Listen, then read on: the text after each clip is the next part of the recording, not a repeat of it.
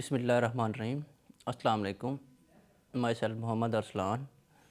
I am lecturer department of computer science, University of Southern Punjab, Multan. Viewers, आज का हमारा first lecture है virtual system के ऊपर, virtual system and services. First of all, virtual system होता क्या है? वर्चुअल सिस्टम ये होता है कि फॉर एग्ज़ाम्पल अगर आपने ऑपरेटिंग सिस्टम यूज़ करें माइक्रोसॉफ्ट विंडोज़ का, उसके ऊपर अगर आप दूसरा ऑपरेटिंग सिस्टम रन करना चाहते हैं सिस्टम में, तो आपको वर्चुअलाइजेशन करनी पड़ेगी। ठीक है, कि आप एक ही सिस्टम के ऊपर दो ऑपरेटिंग सिस्टम रन कर सकते हैं। अगर आपने पहले माइक्रोसॉफ्ट विंडोज़ ओपन किया हुआ है, ठीक है, उसके बाद आप लिनक्स ऑपरेटिंग सिस्टम ओपन करना चाहते हैं, तो आपको क्या करना पड़ेगा? वर्चुअलाइजेशन ही करनी पड़ेगी। तो कैसे होगी?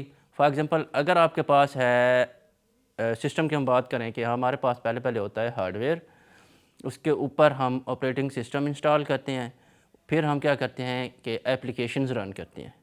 एप्लीकेशंस क्या होती हैं? इंटरेक्शन होती है जो हम यूज़ करते हैं, जो हमारा काम करती हैं यूज़र के दरमियान, सिस्टम और यूज़र के दरमियान इंटरेक्शन क्रिएट करवाती हैं एप्लीकेशंस।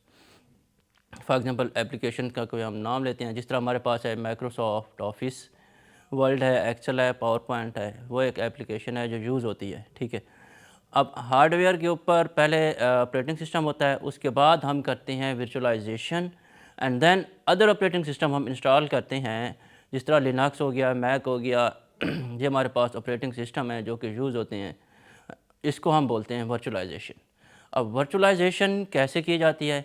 अच्छा, एक और चीज़ आपको बताता चलूँ कि आपका अगर फॉर एग्जांपल सिस्टम में माइक्रोसॉफ्ट विंडोज़ है, ठीक है, उसके बाद आप लिनक्स करना चाहते हैं वर्चुअलाइजेशन के ऊपर, ज़रूर होगी। लेकिन अगर आप लिनक्स ऑलरेडी यूज़ कर रहे हैं और फिर आप विंडोज़ करना चाहते हैं, तो वो भी आपके पास प्रोसेस है, वो भी आप कर सकती हैं।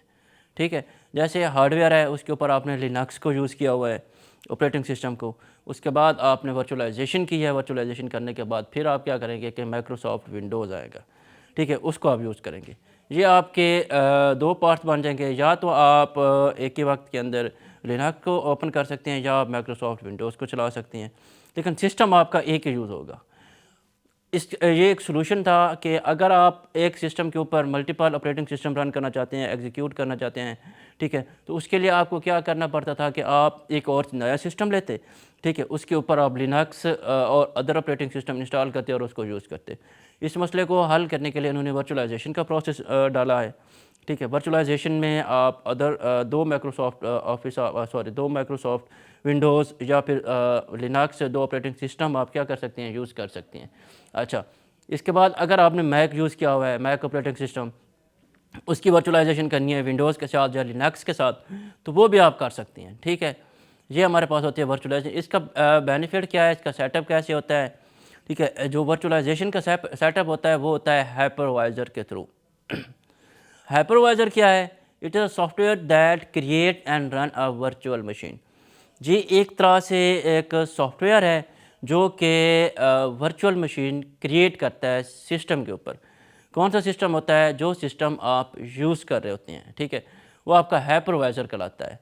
ठीक है, हाइपरवाइज़र आप कहाँ से डाउनलोड कर सकते हैं? गूगल में जाके आप वहाँ से आप हाइपरवाइज़र को डाउनलोड कर सकती हैं। वर्चुअल बॉक्स के नाम से होता है, उसको डाउनलोड करके आपने इंस्टॉल करना है, इंस्टॉल कर लेना है अपने सिस्टम के अंदर, फिर आप अदर ऑपरेटिंग सिस्टम उसके ऊपर यूज़ कर सकती हैं। ठीक हो गया? अच्छा जी, हाउ हाइपरवाइज़र वर्क, किस तरह से वो काम करता है?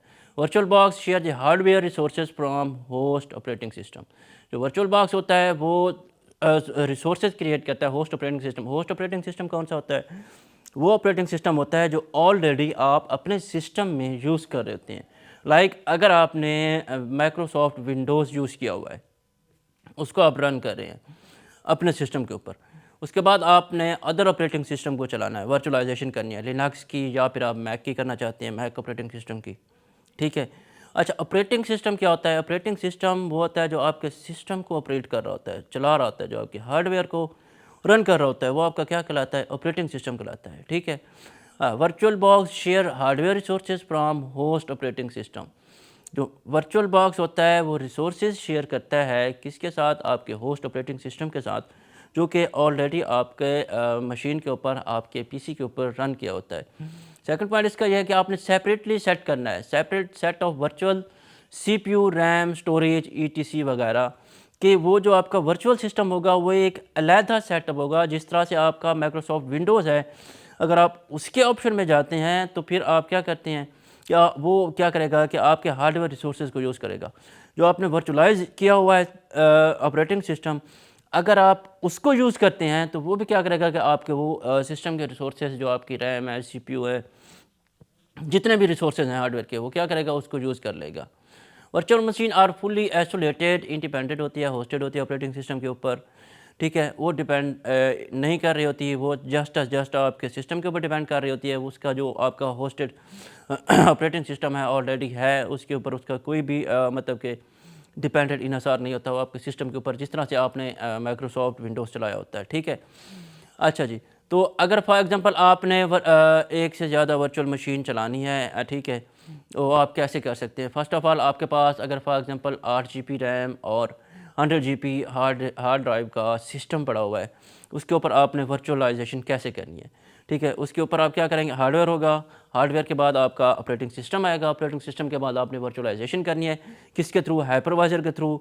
ठीक है, वर्चुअल बॉक्स होता है एक सॉफ्टवेयर, आप डाउनलोड करते हैं गूगल से, उसको जब आप इंस्टॉल करेंगे तो फिर उसके ऊपर आप वर्चुअल मशीन 1 और वर्चुअल मशीन 2 क्रिएट कर सकती हैं। अब उन्होंने क्या करना है कि आपका 2 GB for example 8 GB RAM आपके सिस्टम में थी, तो 2 GB रैम क्या कर लेगा, वर्चुअल मशीन 1 ले लेगा, उस 100 GB हार्ड डिस्क में से 20 GB का डाटा वो ले लेगा, और जो वर्चुअल मशीन 2 होगी वो क्या करेगी, 2 GB रैम वो लेके 10 GB डाटा वो ले लेगी हार्ड ड्राइव में से, या 20 ले लेगी।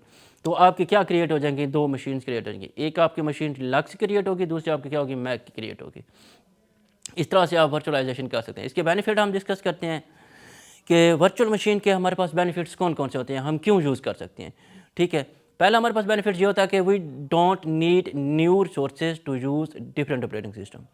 लाइक अगर हम अपने सिस्टम के ऊपर कोई और ऑपरेटिंग सिस्टम इंस्टॉल करें, बूट करें और उसकी विंडोज़ चेंज करें, माइक्रोसॉफ्ट से लिनक्स में आते हैं, तो हमारे पास क्या होता है कि जितने भी रिसोर्सेज हैं, जितनी भी एप्लीकेशन हैं, वो सारे के सारे क्या हो जाती हैं, ख़त्म हो जाती हैं, और दोबारा से हमें वो इंस्टॉल करनी पड़ती हैं। तो जब हम वर्चुअलाइजेशन करते हैं तो हम ऑलरेडी जो हमारे पास रिसोर्सेज होते हैं उनको हम यूज़ कर सकते हैं। ठीक है, एक तो हमारे पास बेनिफिट्स ये है। दूसरा हमारे पास ये होता है कि इसमें कोई रिस्क नहीं होता कि अगर आपका डाटा लॉस हो गया या कोई इशू हो गया with your primary operating system, जो ऑलरेडी ऑपरेटिंग सिस्टम उसके साथ कोई इशू नहीं होता। मैं आपको एग्जांपल देता हूँ कि फॉर एग्जांपल अगर आपने USB के थ्रू लाइव विंडो चलानी है, वो भी आपके पास एक तरह से वर्चुअल मशीन क्रिएट होगी।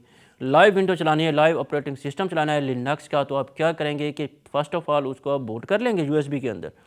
बूट कैसे करते हैं, रिफ्यूज़ है, पावर ISO है, एक सॉफ्टवेयर है हमारे पास जो आपकी ISO फाइल को बूटेबल बना देते हैं सिस्टम USB के अंदर। जब उसको आप सिस्टम में लगाते हैं, ठीक है, उसका जो F9 सेटअप होता है उसको ओपन करते हैं, तो आपके पास ऑप्शन आता है, या तो आप उसको इंस्टॉल करना चाहते हैं या आप उसको लाइव चलाना चाहते हैं। ठीक है, जब लाइव पे जाते हैं तो वो आपकी एक तरह से वर्चुअल मशीन क्रिएट हो गई। तो लाइव आपके पास सिस्टम आ जाता है, वो सारे के सारे रिसोर्सेज एक्सेस कर रहा होता है, उसकी सारी की सारी हार्ड डिस्क, उसके अंदर डाटा, उसकी एप्लीकेशन, उसको आप यूज़ कर सकते हैं। आपके जो एप्लीकेशन के ऊपर जो प्रोसेस रन होते हैं वो आप यूज़ कर सकते हैं।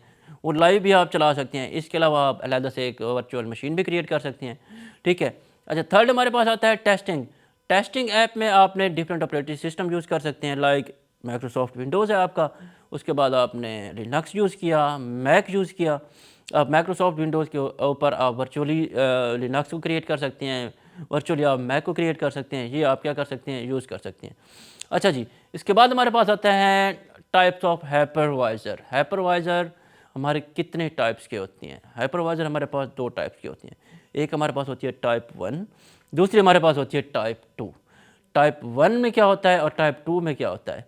टाइप 1 जो होती है वो बड़ी बड़ी इंडस्ट्रीज़ के अंदर यूज़ होती हैं, हमारी इंटेलिजेंस यूज़ करती हैं। जो टाइप 1 है वो हाइपरवाइज़र 1, और जो टाइप 2 होते हैं उसको हम यूज़ कर सकते हैं। हम उसके अंदर वर्चुअलाइजेशन कर सकते हैं सिस्टम्स में, उसको हम लगा सकते हैं। ठीक है, जी, हमारे पास 2 टाइप्स की हैं। टाइप 1 में हमारे पास क्या होता है कि वर्चुअल मशीन वेयर होता है, जैन हो गया, एक्सपेयर हो गया, ये सारे के सारे हमारे पास क्या है, टाइप 1 के अंदर आ जाती हैं हाइपरवाइज़र, इनको आप यूज़ कर सकते हैं। ठीक है। इसके अंदर use by cloud provides and enterprises services होती हैं, वो आप यूज़ कर सकती हैं। ठीक है, तो ये हमारा एक छोटा सा टॉपिक था वर्चुअलाइजेशन के ऊपर। इसके हमारे पास आते हैं पहले यूज़ केसेस। यूज़ केसेस क्या होते हैं कि ये चीप होता है। मिसाल के तौर पे आपको उधर सिस्टम नहीं ख़रीदना, दूसरा सिस्टम नहीं लेना पड़ता, एक ही सिस्टम के ऊपर आप वर्चुअलाइजेशन कर सकते हैं, 2 विंडोज़ चला सकते हैं। इसके अलावा रिड्यूस होता है workload, space, energy. Workload space से क्या मुराद है कि जिस तरह उसने 10 जीबी या 2 जीबी यूज़ किया है आपके सिस्टम में से, ठीक है, वो जस्ट अपने लिए ही यूज़ करता है, बाकी जितना कितने सोर्सेज होते हैं आपके हार्ड ड्राइव में से वो एक्सेस कर सकता है। ठीक है, एनर्जी होगी, इजी बैकअप होता है इसका यूजिंग स्नैप शॉट, या इजी रिकवरी होती है, डाटा आप रिकवर कर सकते हैं, सारा का सारा इसके अंदर आ सकता है। ठीक है, तो आज हमने जो डिस्कस किया है वर्चुअलाइजेशन, उसको हम कैसे कर सकते हैं, होती क्या है। इसके बाद हमने डिस्कस किया है कि हाइपरवाइज़र क्या होता है, वर्चुअल बॉक्स क्या होता है। हाइपरवाइज़र ही वर्चुअल बॉक्स होता है जो कि आप गूगल से डाउनलोड करते हैं, उसको इंस्टॉल करते हैं, उसको हमने बूट कैसे करना है। इसके अलावा लिनक्स ऑपरेटिंग सिस्टम को हमने लाइव कैसे चलाना है अपने सिस्टम के अंदर, उसके लिए बूटेबल सॉफ्टवेयर कौन से हैं, ये सारा का सारा हमने क्या किया है, आज हमने डिस्कस किया है वर्चुअलाइजेशन के अंदर। ये हमारा आज का टॉपिक था। अगर आपको इससे रिलेटेड कोई क्वेश्चन है तो आप पूछ सकते हैं, कमेंट सेक्शन में बता सकते हैं। Thank you for the listening. अब नेक्स्ट लेक्चर में हम डिस्कस करें। शुक्रिया।